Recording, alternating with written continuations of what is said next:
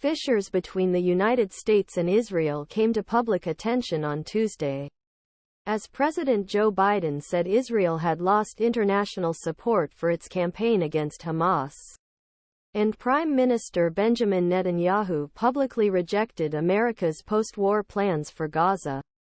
The divisions, so far mostly contained behind the scenes, reflected growing differences between the two staunch allies as civilian deaths in Gaza mount. Speaking to Democratic donors in Washington, Biden voiced criticism of Israel's hardline government and said Netanyahu needed to change his approach, describing Netanyahu's as the most conservative government in the history of Israel. Biden said, "I think it needs to change.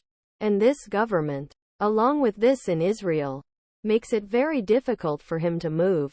He warned that support for the country's military action was waning due to heavy ardment of Gaza, adding that the Israeli government does not want a two-state solution.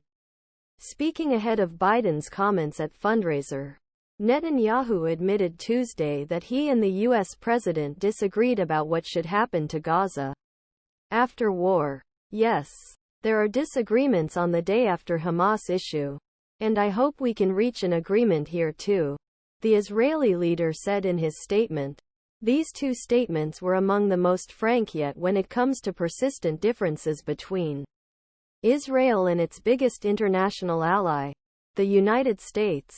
Before the war broke out following Hamas terrorist attacks on October 7, Biden had openly expressed his criticism of Netanyahu's ruling coalition, which included far-right parties. But despite growing criticism of Israel's campaign, he has mostly stood shoulder to shoulder with Netanyahu in public since the conflict began. Netanyahu has been asked repeatedly about his vision for post-war Gaza in interviews with international media since October 7, and in an interview with CNN's Dana Bash last month, he said he sees a role of some kind of civilian Palestinian Authority. But speaking at Biden's Democratic fundraiser on Tuesday, Netanyahu said, "I would like to make my position clear. I will not allow Israel to repeat the Oslo mistake." Biden's comments on Tuesday, particularly that the current Israeli government does not want a two-state solution, point to major differences with his Israeli counterpart.